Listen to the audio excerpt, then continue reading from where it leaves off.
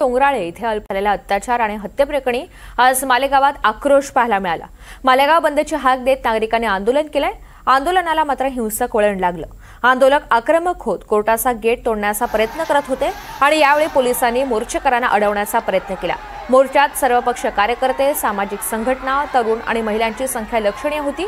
संशयित आरोपीला फाशीची शिक्षा द्यावी अशी संतप्त मागणी या मोर्चेकऱ्यांनी केली।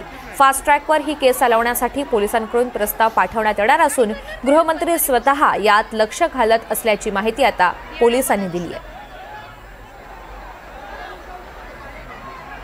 या सगळ्या संदर्भात आमचे प्रतिनिधी प्रांजल कुलकर्णी यांनी पोलिसांशी संवाद साधलाय। आपण पाहूयात। मालेगावच्या डोंगराळेमध्ये एका चिमुकलीवर अत्याचार करून तिची हत्याही करण्यात आली। त्यानंतर आपण आज जर बघितलं तर मालेगावमध्ये मोर्चाचं आयोजन करण्यात आलं होतं आणि हे मोर्चेकरी संतप्त झालेले आहेत। थेट त्यांनी कोर्टावर देखील धडक ही घेतलेली आहे। माझ्यासोबत आता नाशिक परिक्षेत्राचे विशेष पोलीस महानिरीक्षक आहेत दत्तात्रय कराळे सर, या घटनेकडे एकूण कसं बघतायत आणि सध्याची परिस्थिती काय? 4 दिवसापूर्वी दुर्दैवानं मालेगाव तालुक्यामध्ये जी घटना घडली, चिमुकलीवर अत्याचार आणि तिची हत्या, त्या अनुषंगाने आज मालेगावमध्ये निषेध मोर्चा निघाला होता। हा मोर्चा वास्तविक शांततेत होता, परंतु थोडासा गैरसमज झाला। अफवा पसरली की आरोपीला कोर्टाच्या आवारात आणलं आहे कस्टडीसाठी आणि म्हणून मग नागरिकांनी आक्रोशाने कोर्टाकडे धाव घेतली आणि कोर्टामध्ये घुसण्याचा प्रयत्न केला। न्यायालयाचं कामकाज सुरू असल्यामुळं कोर्टाच्या आवारामध्ये नागरिकांनी जाऊ नये यासाठी थोडंसं सौम्य लाठीमार करून नागरिकांना थांबवावं लागलं, जेणेकरून कोर्टाचं कोणतंही काम डिस्टर्ब होणार नाही। परंतु सत्य परिस्थिती ही आहे की आरोपीला त्या ठिकाणी आणलं नव्हतं, परंतु हा गैरसमज निर्माण झाला होता। त्यामुळे नागरिकांना आम्ही समजावून सांगितलं आहे आणि आता परिस्थिती तर शांत आहे। सर्व नागरिक निघून गेले आहेत। काही लोकांची मागणी होती की आरोपी आमच्या ताब्यात द्या, परंतु त्यांना आम्ही समजावून सांगितलं की कायद्यामध्ये असं काही तरतूद नाही की आरोपीला ताब्यात द्यावं, त्याच्यामुळे विनाकारण वेगळ्या घटना होऊ शकते। त्यामुळं आरोपीला सुरक्षित ठेवून त्याचबरोबर व्यवस्थित तपास होईल ह्या दृष्टीने आम्ही प्रयत्न करत आहोत।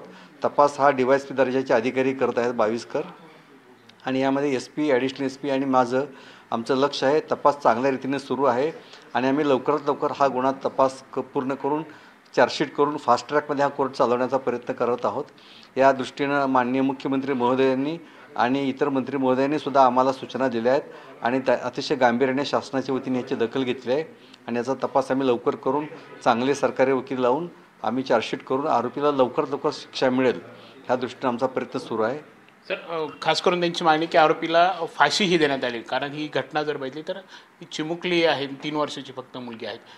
त्या दिशेने काही तपास किंवा मागणी होईल का?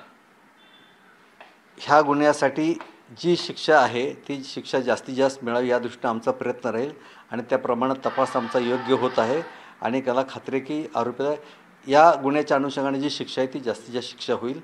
ॲट द सेम टाईम लोकांनी गैरसमज करून घेऊ नये, अफवावर विश्वास ठेवू नये, आम्हाला सहकार्य करावं, कायद्याच्या जागेवर काम करू द्यावं अशी माझी आपल्या माध्यमातून नागरिकांना आव्हान आहे। तर पण ती जी घटना घडली त्या मुलीच्या हत्या प्रकरण, त्या तपासात नक्की आतापर्यंत काय काय समोर आलेलं आहे पूर्ण, की म्हणजे त्यांनी हे का केलं, त्याची काही पार्श्वभूमी आहेत का, किंवा एकूण काय तपास समोर आले?